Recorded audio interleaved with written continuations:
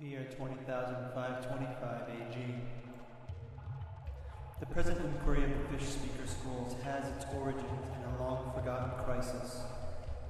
Knowledge of the events surrounding the millennia is called the scattering, and subsequently the great integration that followed is critical to understanding the people of that ancient time.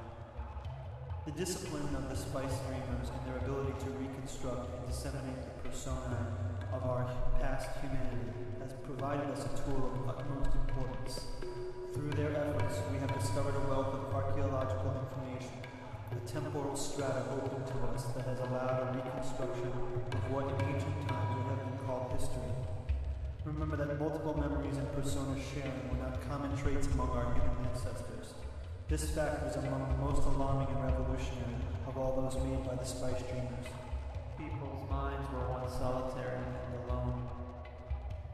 Socio-temperament of the fish speaker school, Ida Marabla. Thunhun stood alone at a podium facing a crowd that filled the great hall to capacity. The hall held over 1 million people, which made it the perfect meeting place for the first millennial celebration of the founding of the fish speaker schools. But this is not what held Thunhun's interest. I stand before 1 million individuals, but my thoughts are on the design of this place. The design of the Great Hall of the Ida Marabla School was influenced by the original temple to St. Ali of the Knife.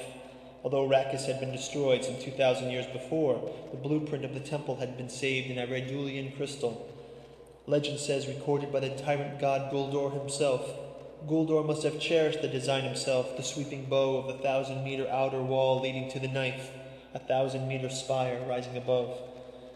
Thunhun called him by the common name of Guldur, although as a historian he knew the tyrant god's name was actually Leto II. This thought out of time pleased Thunhun and calmed him as he prepared to speak. The temple of St. Alia was chosen for size, although several structures on various fish speaker worlds would have sufficed. All the major schools were convening here on the planet Uadra, however, for its rich history dating back to the first dozen fish speaker schools. Known in ancient times as ChapterHouse, Uadra was home of the Ida Marabla school, the school Thunhun acted as chosen representative for during these celebrations. Hundreds of events surrounded the millennial celebrations, each suited to the quasi-familial roles and goal groups the various schools were founded on, as well as lectures to be given by representatives of each of the fish speaker schools. Thunhun looked across all of the banners of the various groups and listed them off to himself, once again to calm his nerves as the roar of the shuffling crowd calmed in preparation for his lecture. Harkon, Mohia, Shani, Tej, Halek Wadra, even members of Hayat Skydal abandoned their isolationist views for these events. Some discussions were specialized for smaller interest groups, while several dozen speakers were addressing the entire assembly, all over the course of several standard days. The dispenser card read the title of his lecture to all those who entered the hall. Spice Dreaming as a Technique of Historical Archaeology, Ida Marabla Fish Speaker School, presented by Thunhun, Ida 7, Ibn al-Ida Marabla, socio-temperate archaeologist. As he began, sometime after the movement settled, gradually entering into what Thunhun marked as a lifetime achievement, his eyes fixed upon the prismatic colors of the sun-sweep window calendar at the far end of the hall. I look into the pathways of light in this ancient calendar as I take steps to undo what we all know as time. The crowd of nearly 1 million reached an eerie silence, and Thunhun began. We are assembled here in reverence to the accomplishments of that 1,000 years of progress historically called the integration. Before our ancient schools were formed, in those ages when the scattering was ended and the returning commenced, a great overcoming took place. Today we stand here as a testament to both the irreconcilable uniqueness of our individual schools as well as our ability to retain the individual amidst such an integration.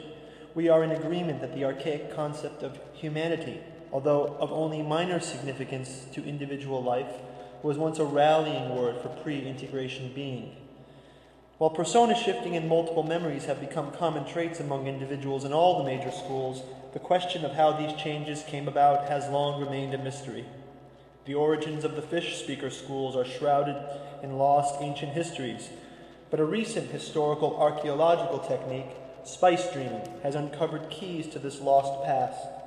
In much the same way that guild navigators once folded space as a means of space travel, the spice dreamers have learned to fold consciousness as a means of time travel. We are people riddled by questions. How have we acquired the variety of schools we know today? What is our origin? Different schools approach this knowledge differently. Our common mythos is open to interpretation. Tlilaxu originary Evo theory. Bene Gesserit mythogeneticism. We stand ready for a new approach to the trace of truth. I have taken the liberty of presenting a series of Spice Dream discovered temperints from the dawn of the integration and the dawn of our very fish speaker schools. Know that the seeds of the integration were sown out of the conflicts beginning with the merging of two great but warring schools, the Bene Gesserit and their rivals, the Honored Maters. Thunhun explained the details of the process of the Spice Dream. The individual conduit ingested synth spice to broaden the band of consciousness.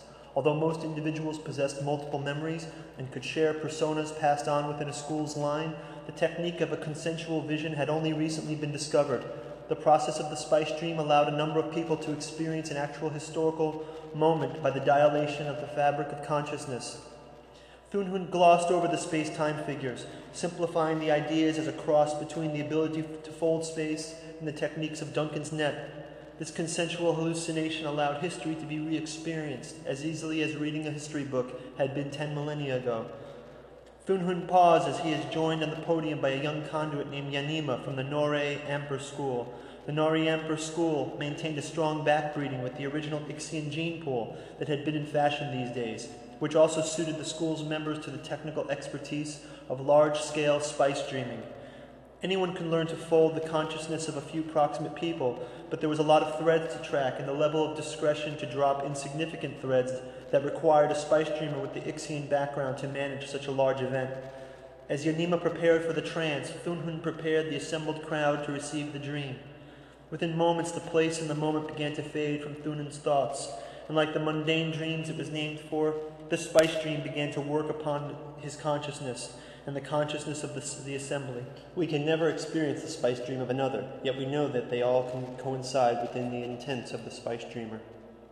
As Yanima continued the process, folding consciousness, turning back the moments both from physical and psychical evidences, the million assembled individuals began to share the historical hallucination, each thought woven to the fabric of the desired target. Thunhun's last thoughts before the dream were on Yanima, who was an alpha line bred direct from the Hui Nori herself, her silhouette cutting the light from the sun-sweep window. She is as beautiful as was the consort of God. And then they were transported.